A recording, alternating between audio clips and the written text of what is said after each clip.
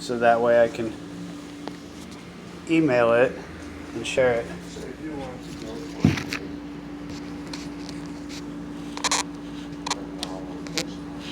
Oh, it is happening. Didn't they say it wasn't happening? Oh, no, they were going to do silent discos. yeah. Okay.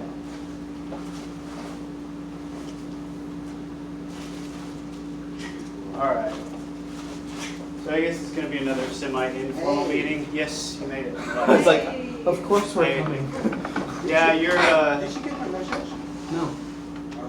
2 phone numbers do not work. I got it for you. I texted you, but I had 2 phone numbers for all of you. We'll fix it before I leave. Okay. All right. Yes, so we're coming. We're coming. That's awesome. That's good. All right. So semi-informal meeting. It's good. More comfortable. More cozy. What was your name? Nate. So last week we discussed the basics of the business structure, the hypothetical business structure that we're looking at as to how it could work, and there were some topics that we decided that we were going to do further research on over the course of the 2 weeks, and then follow up on that. So, so basically, I've redrawn the idea here that we're working on, and I've added in the basic circles for the sociocracy for internal governance and how we could operate if we decide to utilize this.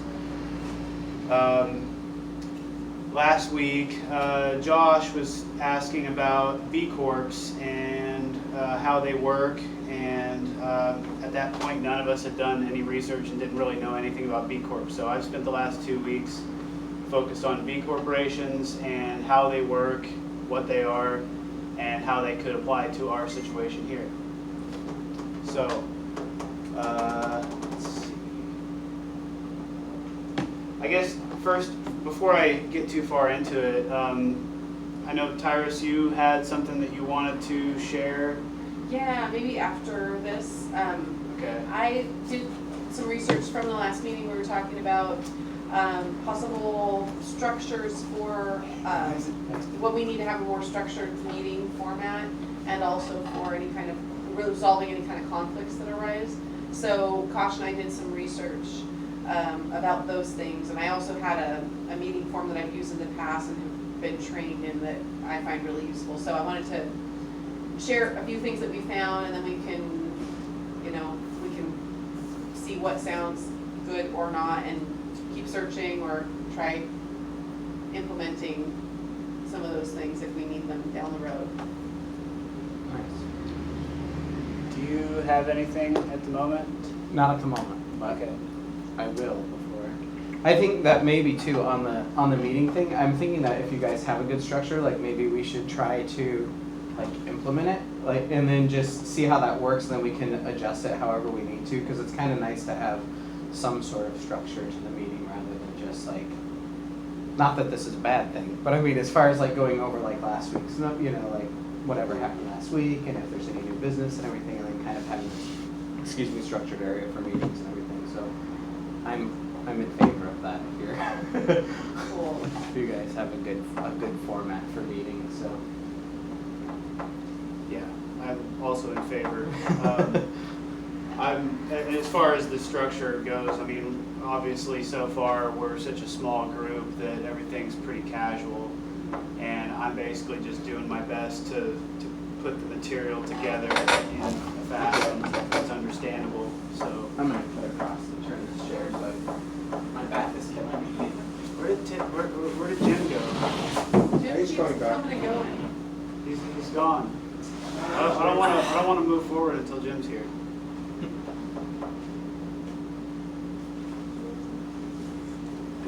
So, meeting structures, possible implementation of that. That works too. It does. Oh, and Tim, I'm doing a video recording of this per Josh's request, Oh, so nice. that he could, since him and Kat both couldn't make it to this meeting, so just a heads up, that's why that phone is right there. Works for me. So You don't have my permission. I'm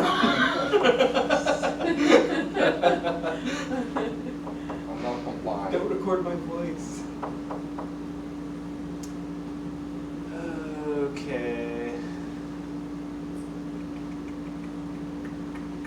Come on, Jen. Well, I say we give him 2 more minutes, and if he's not back, we just start and he can get filled in. He'll chime in. I feel that's Jim's style.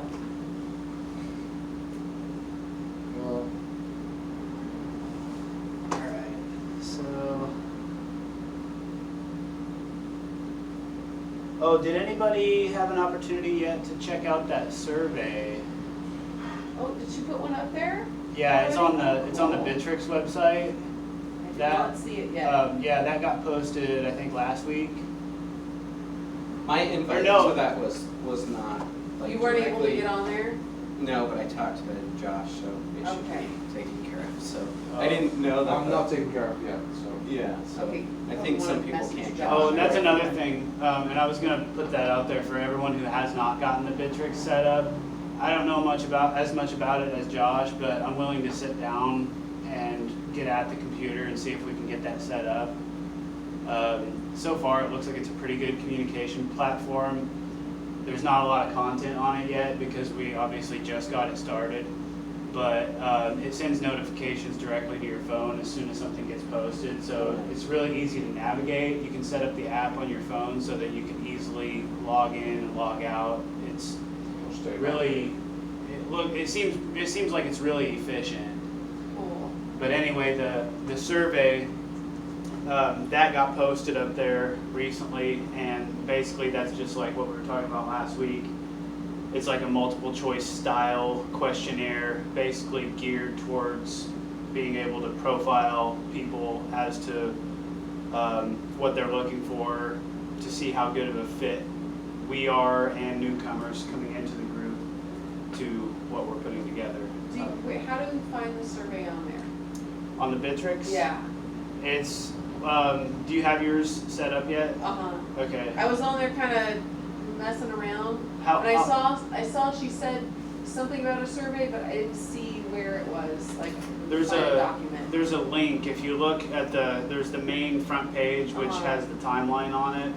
I believe at the very top of that, there's like a paragraph that Josh wrote explaining what it is. Uh-huh. I believe you just click on that link right there. I haven't done the survey yet, just because I haven't taken the time yet, and also I'm a little bit gun shy about being the first person to do it. So anyway. Okay, well, I'll try it out if when I find it, but the link that Josh had on there for the instructions of how to set up your page, I couldn't open the movie or whatever, the video that you had about it. Yeah, I can't remember. It took me a couple of tries, but I figured it out. I didn't watch any videos or anything. It wanted me to download something else, and then I couldn't figure that out, and I tried downloading the thing, and then it wouldn't Oh. open. It was. Did you do it I on a gave up computer or on your phone? Both. Both. I was unsuccessful, but Okay. I'm also not really very techy. Yeah, Okay. because if everything wasn't up to date, then it would give you that thing that you need to download. Like, I forget what it was that I needed to download, but Okay. they needed that update before it could actually open. Mine was trashed by my business mail. It was just like this.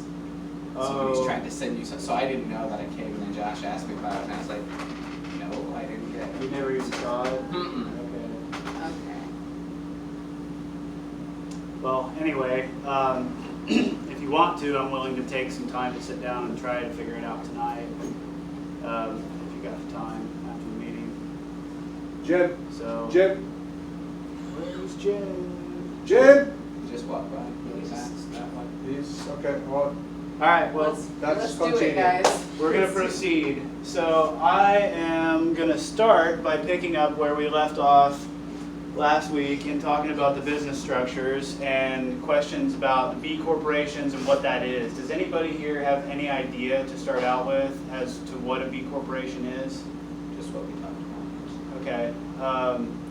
So basically the B corporation, you've probably seen it, like New Seasons is a good example. They are a B corporation. Ben and Jerry's is another one. It's essentially It's a business structure that is designed to cater to companies that are ecologically and socially responsible, who are also for-profit companies. So a B corporation is not a 501c3. It's not the same thing at all. And essentially, you'll find there's some confusion when you do some research about B corporations. There's two different things you're going to find.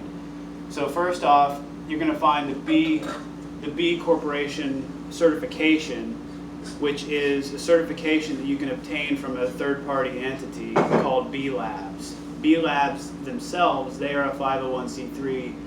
They create a criteria that businesses can work by and work to meet in regards to maintaining a higher standard of social and ecological responsibility in business. So all that is a certification. It's basically the same thing as USDA organic or fair trade when you look on packaging.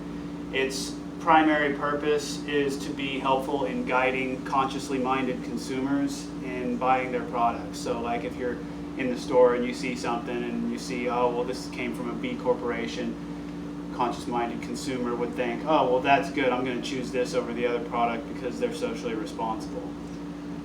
There are a few other benefits to that certification, and I'll talk about that here in just a minute. So the other portion of the B Corp puzzle is you can elect to be a benefit corporation when you file your business entity, or you can convert an existing business entity into a benefit corporation. So what that is you have a base business structure, and your base business structure would be a typical structure like an LLC, a C corporation, or an S corporation. And you could write into your bylaws or your operating agreement and fill out whatever forms they have to make that election for that benefit corporation. And you basically, you get that benefit corporation label and the parameters that you would operate by alongside with. So your tax structure is the same as a typical business entity. So if we file as an LLC, our tax structure is still going to be the same IRS laws and everything as the LLC. But that benefit corporation, when you file it that way, you do have legally binding parameters that you have to operate by, whereas the certification is not a legally binding certification. It's basically just consumer-based. So, essentially, the main thing, as far as I gathered from my research with filing for a benefit corporation, the main thing that you have to pay attention to in regards to how things are structured and the strategy of the business would be the reporting. You have to do an annual report, and that report would go out to your shareholders or stockholders, basically anybody who is on the board of directors or anyone who has any financial ties to the business. That report also needs to be approved by a third-party entity.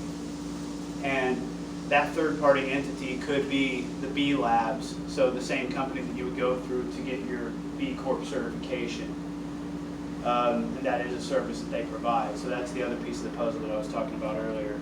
The only other thing that I read on that too for the B after we talked that day is that they have the impact assessment, which you have to do, but also after that there's a third step of the impact after the impact assessments that are B Labs requires a background check on all company, all staff, and all executives and directors of the company. And it says that that includes tax, criminal, all kinds of stuff like that in order to get the actual. But anybody that's part of the corporation could be subject, it said, to having that part of their criteria met. Okay, I had not read that part. The impact assessment, though, that's probably talking about like the social and ecological responsibility aspects of the business. Yeah, I had some notes. So it's basically the way that the business is evaluated from an investor's standpoint is not purely on profit potential or market growth or whatever. Profits are one thing that they look at, but they're also looking at ecological responsibility and social responsibility. So our basic model that we've been talking about doesn't have to be modified at all. In fact, if anything, we're going above and beyond what existing B corporations are doing. So we're not going to have to change our strategy if we want to obtain this sort of certification. The main benefit that I can see so far, I still have more research to do, but the main benefit that I can see so far for doing this would be that if we have investors and stockholders who are throwing money into this entity, we would have more legal leverage against those stockholders and those investors. So like, let's say, hypothetical situation, investor puts money in and they want to influence our operation. They want to influence what we're doing so that they can get a better gain on their investment.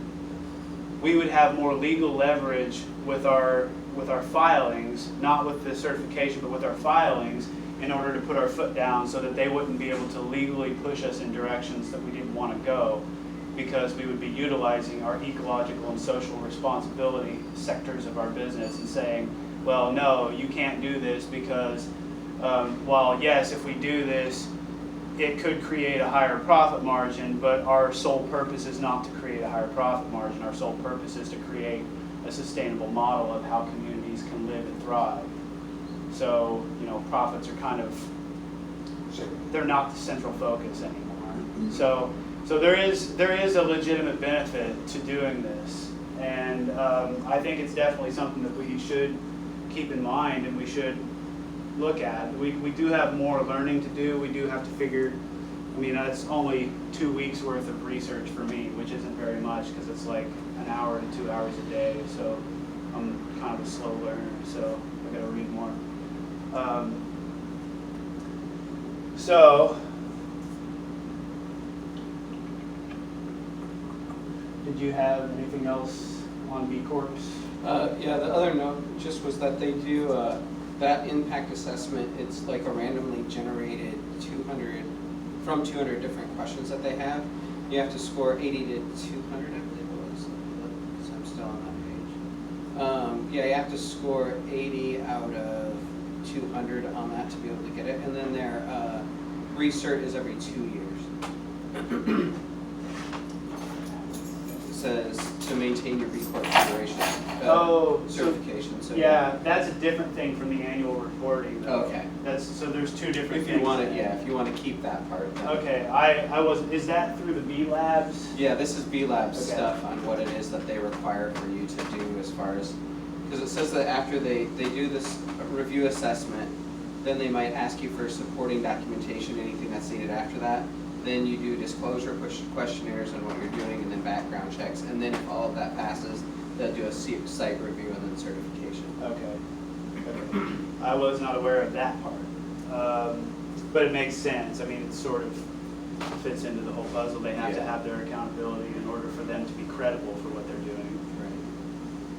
So, does anybody have any questions about B Corps before we move on? Is that a lot of information and a lot of... Okay. So it All right. sounds, I mean, it sounds like that would just be another layer, like it fits in already with it doesn't really change It doesn't, the yeah. structure all that much. Yeah, it doesn't change very much at all. If anything, the only thing it really changes is it adds a couple of extra responsibilities for our business management branch. So, And like Eric said, that maybe, down the road it would add more credibility. Yeah. Just having the It's certification. probably still worth it. I mean, I think the primary benefit that we would see from this would be the legal leverage that we would have in regards to the interactions with any investors or shareholders who people who throw money in. Basically, the seeding capital, investment capital, the money that we may need to draw in from other people in order to buy the land.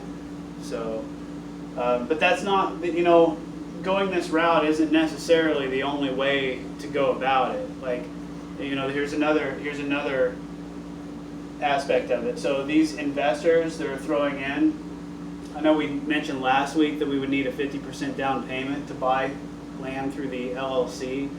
On further discussion and further research, first off, I mean, there's a lot of wishy-washy information in regards to real estate investing because everybody thinks they know everything and it's just so many variables and everybody wants to get rich on real estate right now. So you don't actually need 50%. It looks like you actually need maybe like 20%, which makes more sense. So if we're saying 20% down to be able to buy the land with a mortgage, let's say we're looking at an $800,000 piece of property, that can probably get you about 80 to 100 acres in Oregon. So 20% of 800,000 is 160,000. So now that we see that lower dollar amount that we need to come up with, we may actually be able to get 160,000 through crowdfunding. So if we get 160,000 that we don't have to pay back, if we don't have to come up with a passive income strategy or some other industry or business to pay that back, that's going to create less of a burden on our community and on us being able to fulfill what our mission is. So I would like to see more of a focus on crowdfunding and, you know, money that we can get in that we don't have to pay back, because obviously that's going to eliminate the need to even do any of this B Corp stuff. I mean, Well, it's what's nice if we can do some crowdsourcing, that we can get matching funds a lot of time, grants that are matching funds for what we've already done. So I mean, that would be nice. but could we get grant money into an LLC? You can still get grants in an LLC. Okay. Grants are pretty much open. It's more about the project that we're doing instead of Okay. what the actual company itself is. So that, I'm going to add that over here then.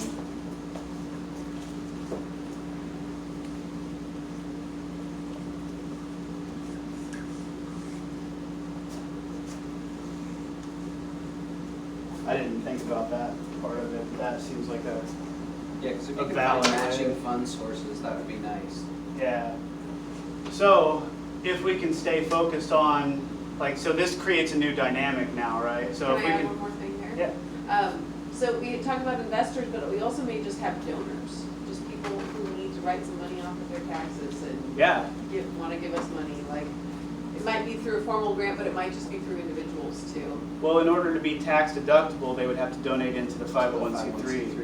Oh, Which okay. which is good. I mean, we are going to need that. That's I've written it in right here. Oh, okay. The the 501c3 needs to have consistent cash flow running through it as well. And in fact, in an ideal situation, the LLC would run basically on a bare minimum style budget, just enough to maintain the infrastructure and everything there, the property. And the 501c3 would run all the operations and the projects and whatnot. So does that mean, one more question, that we can't buy the land using donations?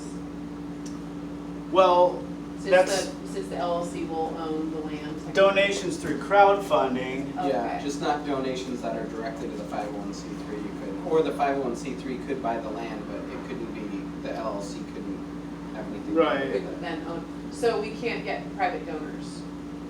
We can get private We donors can. if they're donating, if they're just, you can get gives, get people that will just give money, Uh-huh. and that can go through the LLC. You can get people that are gifting money, you know, like I said. But if it's a donation, it would need to go through the 501c3 if they're expecting any tax benefit of Uh-huh. donating to us. But that could be used for operation costs, for any other stuff. It doesn't Okay. have to necessarily be used to purchase the land. Okay. Because one of the things that I was mentioning to Eric last time is we're gonna also need to have funding for when people are first there. Like, if we raise the money to buy the property and everything, we still have to feed the people that are there and build the structures that are there, you know, because we may get the money for land and not necessarily have, you know, been approved for enough money to be able to build several structures or to, so we'll need operation cost money anyway that we can feed people and whatever with. Okay. Yeah, we're gonna need a lot of money to get Sidetrack it too, started, yes. and it'll probably take maybe up to 5 years before we can actually get it stabilized into a balanced budget. That's pretty typical of most business startups, I think, of this scale. So So yeah, so the numbers with the new discoveries, as far as I can tell, the numbers are looking better for us on the LLC side than in comparison to what we were discussing last week. And I didn't think about the grants, so I'm glad we were able to add that. So that's the basis of this. Well, okay, one more thing, just to throw this so you guys are aware. $800,000 mortgage with a 20% down, roughly. We don't know until we talk to a broker for sure about it and look at like the local taxes and things on it. But the mortgage payment is probably going to be about $5,000, maybe $5,500 a month. So we're going to have to just keep that in our mind for our basic monthly operating budget.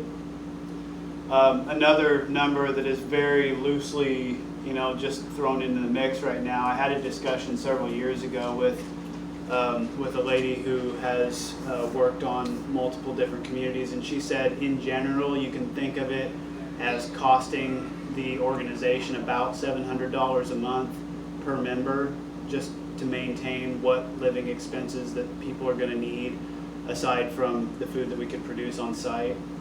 And that, at the time I thought that sounded astronomical, but now looking at the whole picture situation, that actually sounds pretty frugal.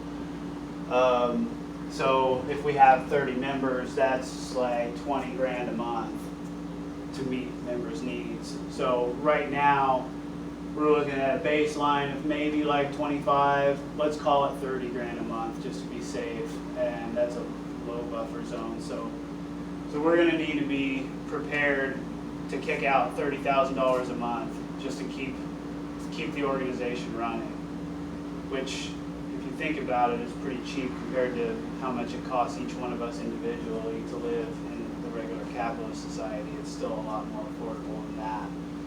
But the difference is that we're not working day jobs anymore. So it's very, very accurate planning is going to be really important through all of this. Especially keeping an eye on costs of living and everything, because I think that was a key that we were kind of missing is, and I didn't think about it until one of the ladies that started the community that I used to live in, and she's like, you guys aren't overlooking the fact that you're going to have to feed everybody. And she's like, say you get there and the property may not be ready for you to plant on, and even if you get there at a certain time of year, maybe you can't plant. So she's like, you kind of have to have like a year in the pocket of what you're going to be able to spend for the community to just live, as kind of a backup to say, barring, crop failure, everything else, that we have a year kind of in the bank that we could just operate from just in case, that way nobody starves to death, nobody, we can build structures that people have to stay in, and we can get up to functionality without, worrying about where everybody's at and what's going on. We could potentially, I don't like this idea too much, but if we had to, we could potentially try to juggle day jobs during that transitionary year as well. I would be willing to stick around at my job for a year just so that I could have some cash to keep flowing. And if a small handful of us did that, made that sacrifice for a year, that could help us to transition into producing. Yeah, so then we could transition into producing our own food before we all become full-time residents. So back to the 501c3, not really anything has changed on the 501c3 since our discussion 2 weeks ago. Still, the only interaction between the 501c3 and the LLC, and we have to be careful about this, we don't want to create conflicts of interest. So the only interaction that we've got on this chart is that the 501c3 is paying rent on a sliding scale to the LLC. I think it's very important that this is on a sliding scale because we'd have to talk to a CPA and a tax attorney as well to make sure that we can do this, but basically my idea here is that we can just manipulate pretty much whatever funding we need to feed. So let's say the 501c3 is doing really well for half of the year, and then the other half of the year the 501c3 doesn't do shit.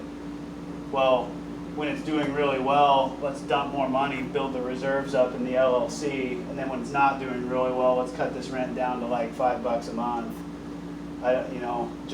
as an example. It just gives us another, rather than writing like a hardline contract where the 501c3 is paying X dollars for this and X dollars for that. We don't want to pigeonhole ourselves in the legal sense as to what the financial requirements are. But like I said, we got to talk to a tax attorney to make sure that we can legally do that. Yeah, and I'm pretty sure that you're gonna have to do what fair market value is at a minimum.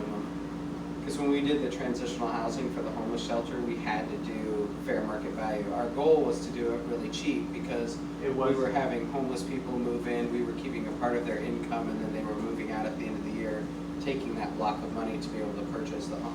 But we weren't allowed to just do it at bare minimum, which is what our goal was, so they would be able to keep a larger portion. They told us that we had to do at least fair market value of rent to the 501c3, so definitely that's something we'll have to get clarification on. Yeah, because I was then it wondering, does because start what if the LLC is considering that to be a charitable thing that it's doing? Like Yeah. me as LLC entity says, I want to help you as 501c3 and only charge you $5 a month because I support what you do. Yeah, that's where I think, and I think it's good to talk to a CPA and stuff about it, because that's where it kind of becomes that area where they're like, we don't want A scratching B's back and making it, because Right. then it starts to look like there's some inappropriateness going on between Right. the two, so definitely need clarification. Co-mingling. Yeah, because then that's Which- exactly what it looks like. We're using the LLC to kind of commingle the 501c3's money. Yeah. Which, I mean, in all actuality, We are. well, I mean, that's exactly what we are. But Yeah. I mean, the capitalist system obviously doesn't cater to sustainability, so Right. we got to figure something out. But anyway, even if we did have to do this on a fixed budget and charge a bare minimum on fair market value, it's even further enticement to keep this as a bare bones structure, which would actually be kind of ideal if we could.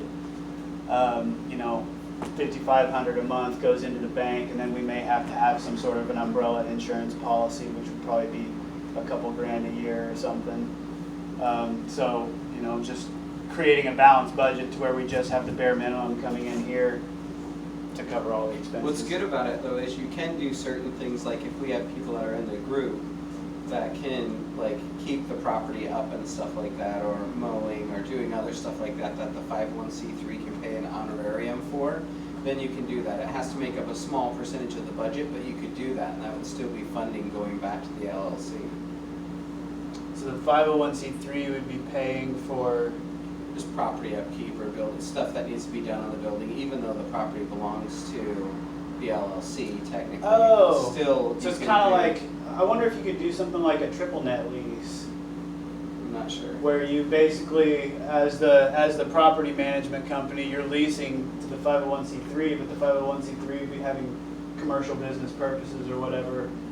Because a triple net basically just states you're responsible for maintaining this infrastructure. Yeah. It gives more responsibility to the renter. But that might actually, I mean, it's all workable one way or another. Yeah, and the only reason that I think of that is because we bought a shit